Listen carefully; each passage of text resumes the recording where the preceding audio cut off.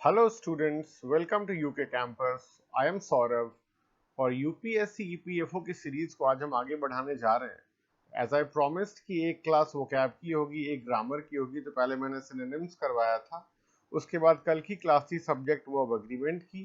तो आज हम लोग दोबारा वोकैब करने जा रहे हैं। तो वोकैब में जो आज का टॉपिक वो है हमारा एंटोनिम्स।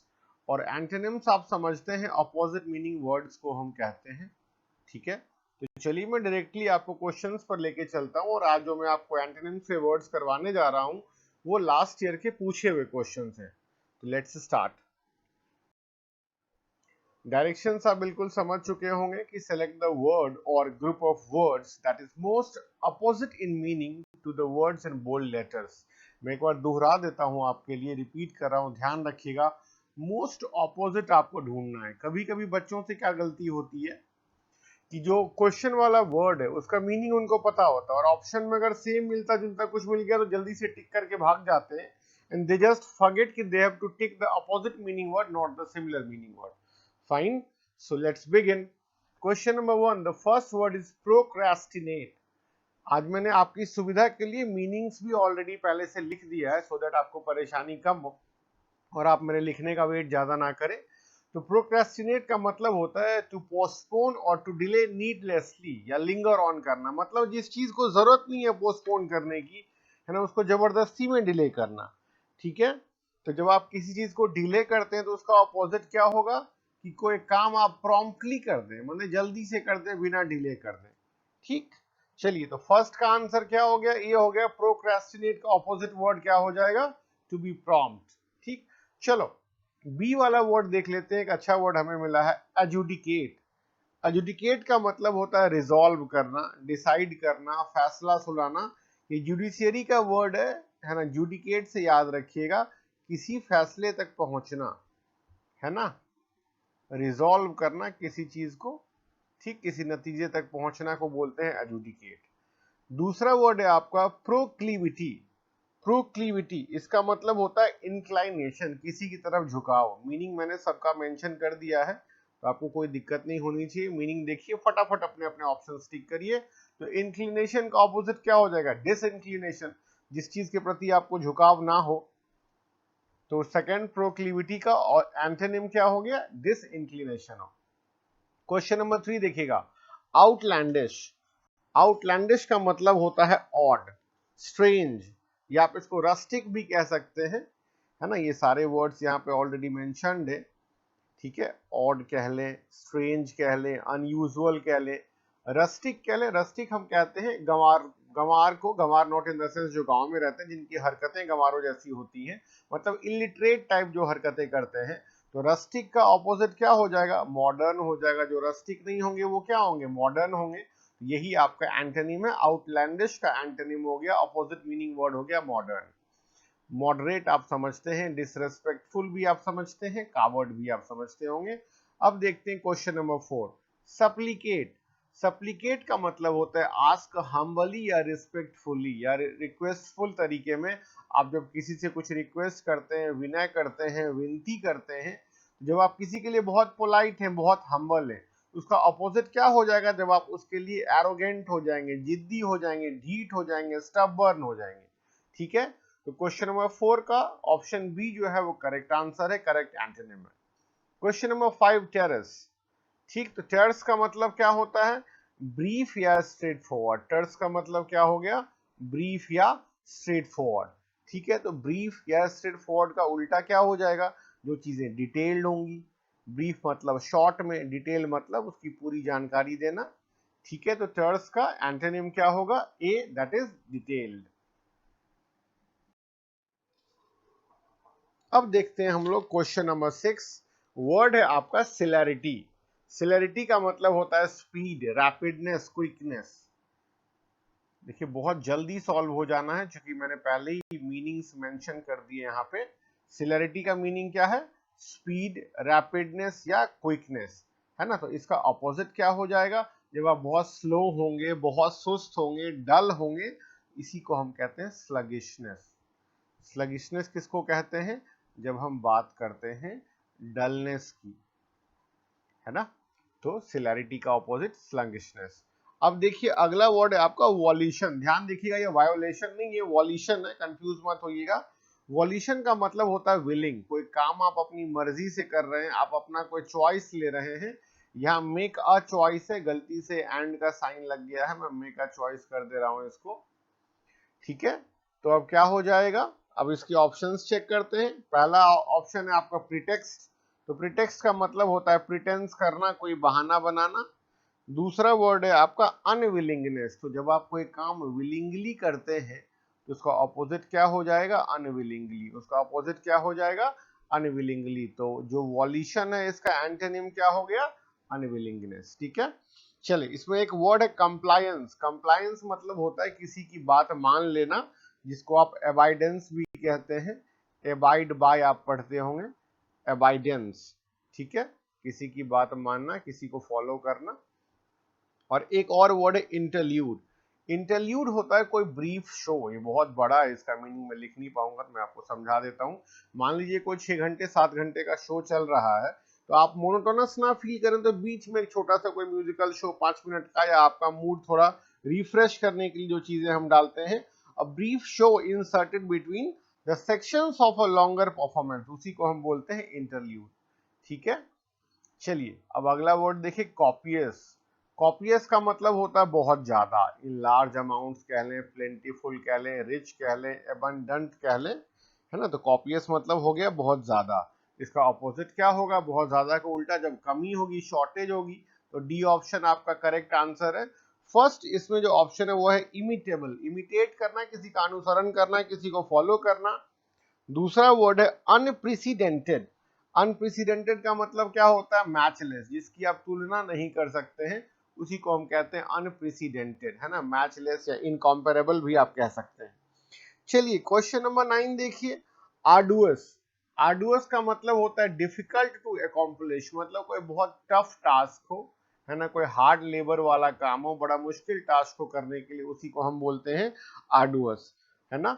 और जो आपका फर्स्ट वर्ड है यही इसका एंटोनिम है। फेसाइल का मतलब होता है कि एफर्टलेसली, बिना एफर्ट के जो काम हो जाए, बहुत आसानी से हो जाए। तो आर्डुअस का एंटोनिम क्या हो जाएगा, फेसाइल।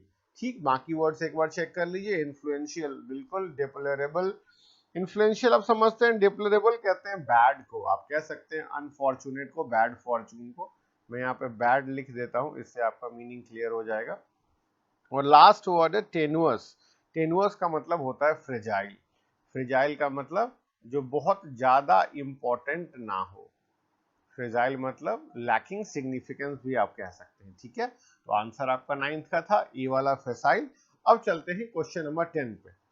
डिफरेंशियल। डिफरेंशियल क्या है, डिफरेंशियल का मतलब होता है किसी को रिगार्ड देना, किसी के लिए रेस्पेक्ट देना, showing respect, showing regard, you should be regardful for someone. ठीक है, तो अब यहाँ पे आपके पास है डिस्काउंट और रेस्पेक्ट का उल्टा डिसरेस्पेक्टफुल, बी वाला ऑप्शन। ठीक, तो ध्यान रखिएगा, डिफरेंशियल का ऑपोजिट हो जाएगा डिसरिस्पेक्टफुल, क्योंकि डिफरेंशियल का मीनिंग होता है रेस्पेक्टफुल कह लें, रिगार्डफुल कह लें, या शोइंग रेस्पेक्ट कह लें। इसमें एक वर्ड है प्री कॉन्सेप्शन। प्री कॉन्सेप्शन का मतलब होता है बायस्ड। प्री कॉन्सेप्शन का मतलब होता है बायस, इसी को आप प्रिजुडिस भी कहते हैं। ठीक है, और एक्यूट का मतलब शार्प, आप जानते ही हैं। तो चलते हैं अपने नेक्स्ट क्वेश्चन पे। नेक्स्ट क्वेश्चन जो है हमारा क्वेश्चन नंबर 11, फेलिसिटस।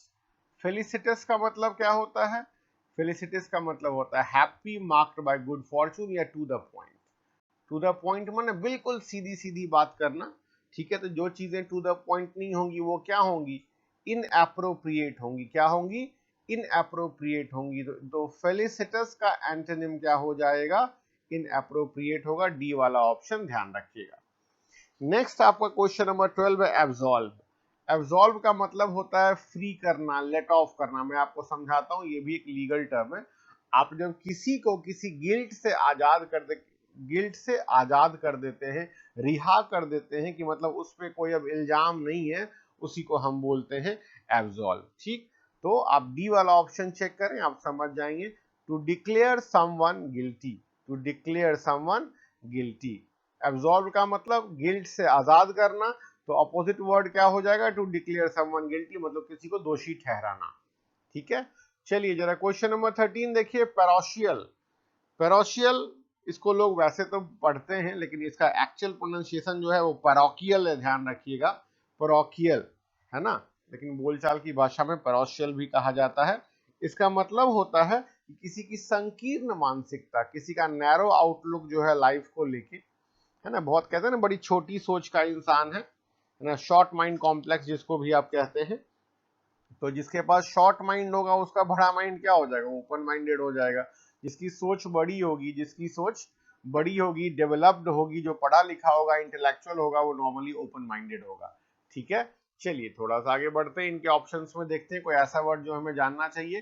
टेम्परेरी आप समझते हैं, इररिलेवेंट भी आप समझते हैं, और डिसइंक्लिनेशन। डिसइंक्लिनेशन क्या होता है, इंक्लिनेशन का अपोजिट होता है, ये पहले भी हमने देखा है। नेक्स्ट वर्ड चेक करिएगा क्वेश्चन नंबर 14 में, यह है प्यूरिल। यह है प्यूरिल। प्यूरिल हम कहते हैं बचकानी हरकत को, लैक ऑफ मैच्योरिटी या चाइल्ड लाइक या चाइल्डिश जो हरकतें होती हैं, है ना। तो जो चाइल्ड लाइक नहीं होगा, जिसमें मैच्योरिटी होगी, वो मैच्योर्ड थिंकिंग करेगा, तो सी को टिक कर लीजिए। तो प्यूरिल का एंटोनिम क्या हो गया, सी वाला वर्ड, मैच्योर्ड थिंकिंग, चूंकि प्यूरिल का मीनिंग होता है लैक ऑफ मैच्योरिटी। ठीक, चलते हैं क्वेश्चन नंबर 15 पे। 15 है आपका ignominity. Ignominy, sorry, it is ignominy.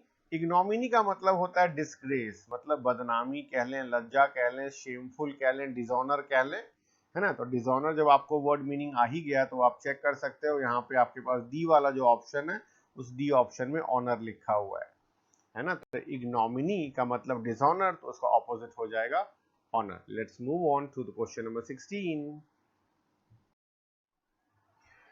16 में जो वर्ड आपके पास है वो पेन्यूरियस। अब पेन्यूरियस का मतलब होता है हद से ज्यादा गरीब। इसी को आप डेस्टिट्यूट भी कहते हैं, इसी को पार्सिमोनियस भी कहते हैं, और पेनीलेस भी कहते हैं, इसके पास बिल्कुल भी पैसा ना हो, बहुत ज्यादा गरीब हो। तो जो बहुत ज्यादा अमीर होगा, वेल्दी होगा, रिच होगा, उसी को हम एफ्लुएंट कहते हैं। एफ्लुएंट मतलब होता है वेल्दी पीपल।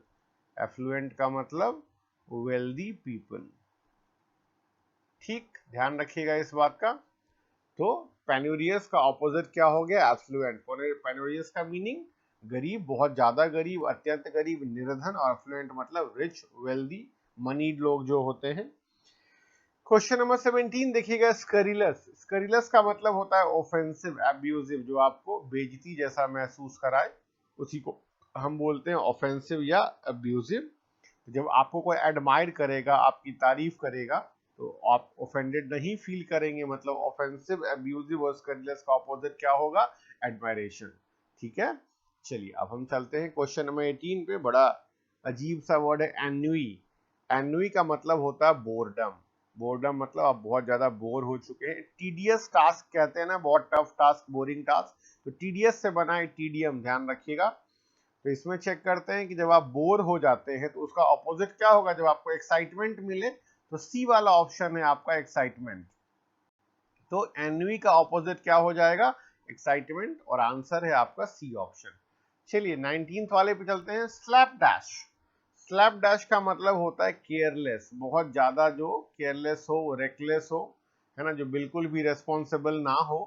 तो जो केयरलेस का ऑपोजिट होगा उसी को आप केयरफुल बोलेंगे। तो फर्स्ट ही ऑप्शन आपका करेक्ट आंसर है। स्लैप डैश का ऑपोजिट मीनिंग है केयरफुल, चूंकि स्लैप डैश का मीनिंग होता है केयरलेस। इसमें एक वर्ड है जानने लायक, वो है परवेसिव। परवेसिव का मतलब क्या होता है, परवेसिव का मतलब होता है स्प्रेड करना, बहुत ज्यादा फैलने वाला। यहाँ मैं स्प्रेडिंग लिख देता हूं, इससे आपका काम चल जाएगा, ध्यान रखिएगा, है ना, स्प्रेडिंग। चलिए अब चलते हैं last word of the day. Last word है आपका काइमेरिकल। शिमेरिकल नहीं है, ध्यान से सुनिएगा, काइमेरिकल ये वर्ड है। और काइमेरिकल का मतलब होता है अनरियलिस्टिक या फैंसीफुल इमेजिनेशन, जिसका सच होने का दूर दूर तक कोई संभावना ना हो, उसके होने की पॉसिबिलिटी ना हो। तो जिन चीजों के होने की पॉसिबिलिटी होती है उसी को आप इंग्लिश में फिजिबल कहते हैं। जो काम पॉसिबल है उसको हम फिजिबल कहते हैं। ठीक है, तो काइमेरिकल का ऑपोजिट हो गया फिजिबल। आपके पास अब एक वर्ड है हाइपर क्रिटिकल, जो ओवर क्रिटिकल होता है, बहुत क्रिटिकल होता है।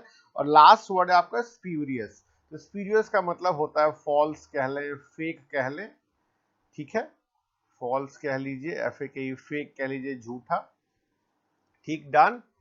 तो अगर आप ये वर्ड्स समझ में आए हों और ये वीडियो अच्छी लगी हो तो प्लीज वीडियो को लाइक करें और शेयर करें और इस चैनल यूके कैंपस को सब्सक्राइब करें। Thank you so much, stay tuned.